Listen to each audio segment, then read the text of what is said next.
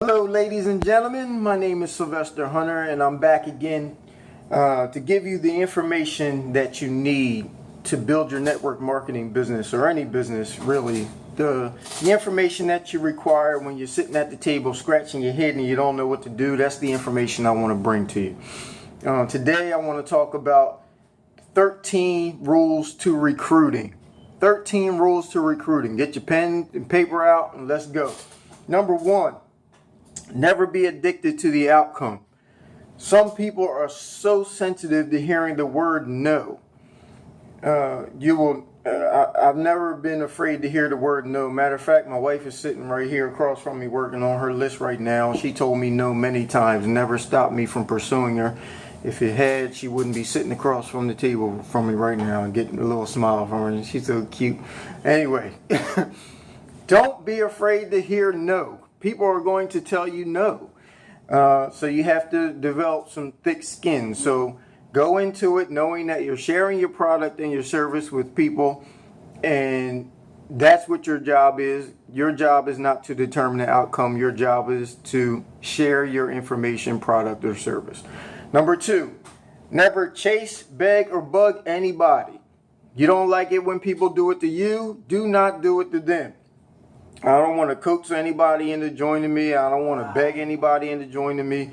You know, Dale Carnegie said those convinced against their will are of the same opinion still. Meaning you can't change anyone's mind. They have to learn it on their own. They have to want it on their own. And they have to put in the time and energy to change their own lives. You've heard it many times. You can lead a horse to water, but you cannot make them drink.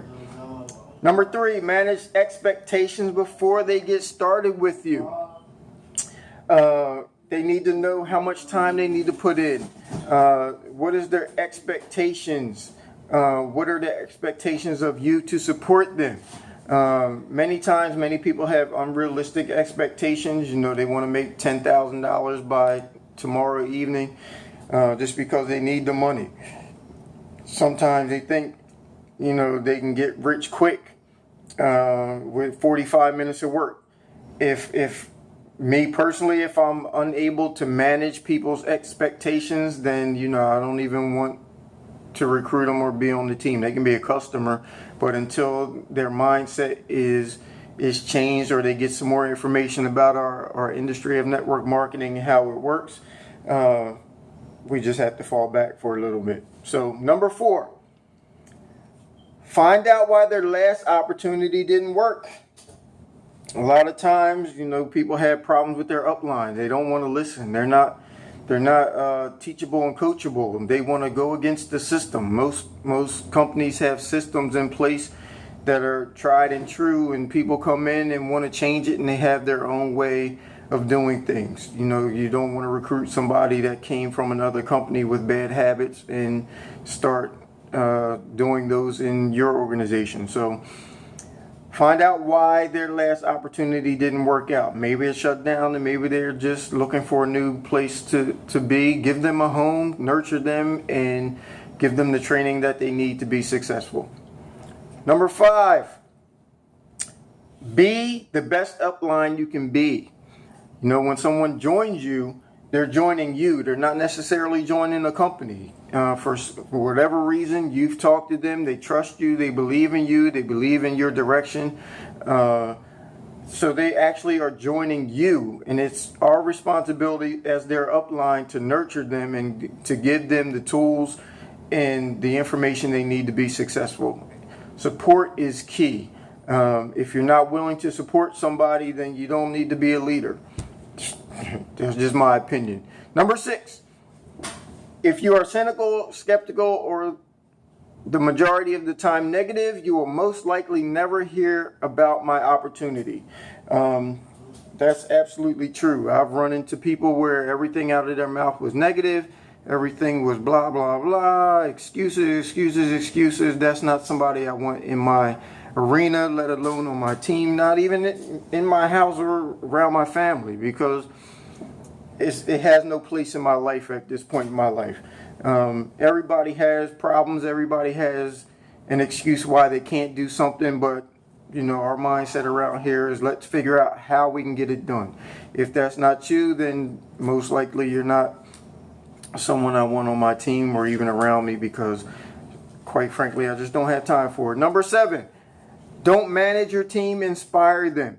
A lot of times we get moving, we get a little bit of momentum, and then we go into manager mode. We want to call everybody and ask them what they're doing. And usually, if you're not doing something, they're not doing something.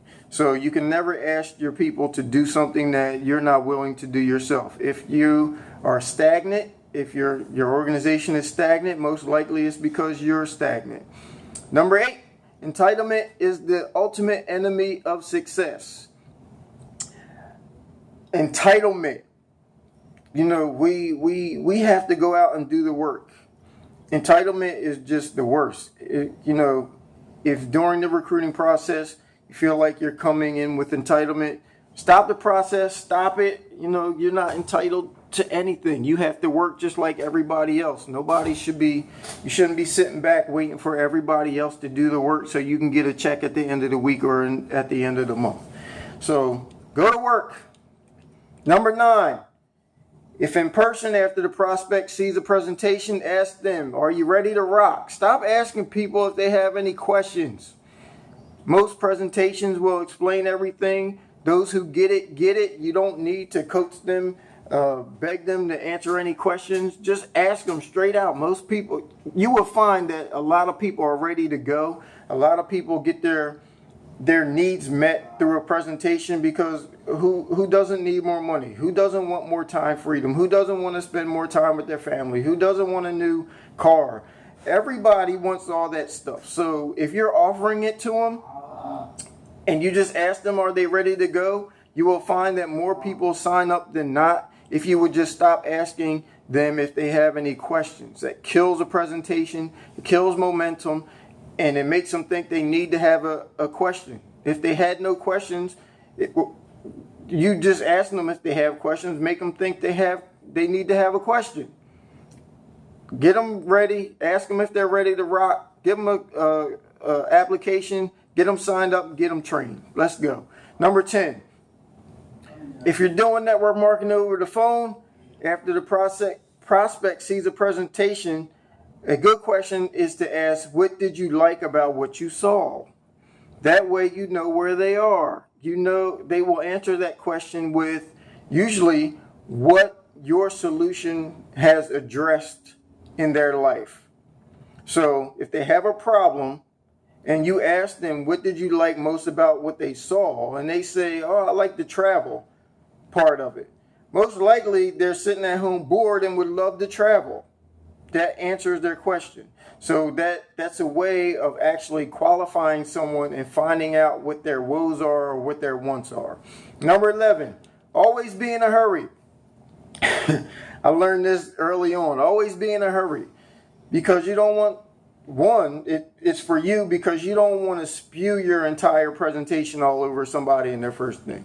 Listen, I have an amazing presentation. I'd love to talk to you about it right now. Let me get your information, but I got to go. I got another meeting going on right now.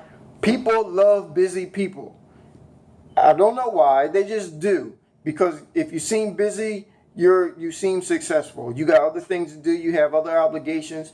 People will give you their information, and you promise them, make them feel like you're doing something for them. Promise them that you will follow up with them, but they need to be patient with you because you're busy. Number 12, prospect while you are out versus going out to prospect. That's great, because I don't go out to do business. I just do business while I'm out. While I'm standing in a line, I'll spark up a conversation. If I'm going out to a kid's function, spark up a conversation. Everybody goes out and we talk to people, especially people standing in line at the Walmart. They have a lot to complain about.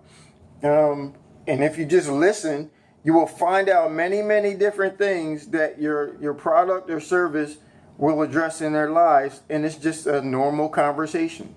So if you go out, though, to do business, you seem weird, like you're chasing people around the mall and you're out there just to sell them something.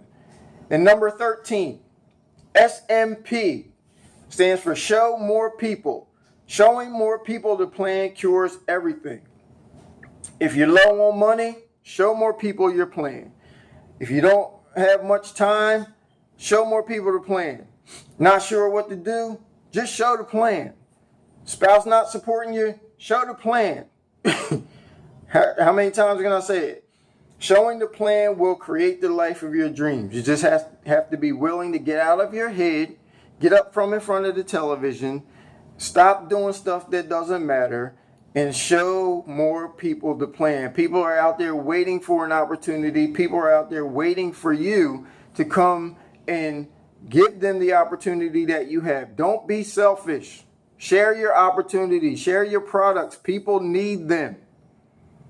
So that's the 13 rules of recruiting, ladies and gentlemen. If you got any value out of this, please like this page, share it with your teammates, share it with your friends and family, share it with anybody you think could use this information. Again, my name is Sylvester Hunter, and I'm here to give you the information that you need when you are scratching your head at the table and don't know what to do. Show more people the plan.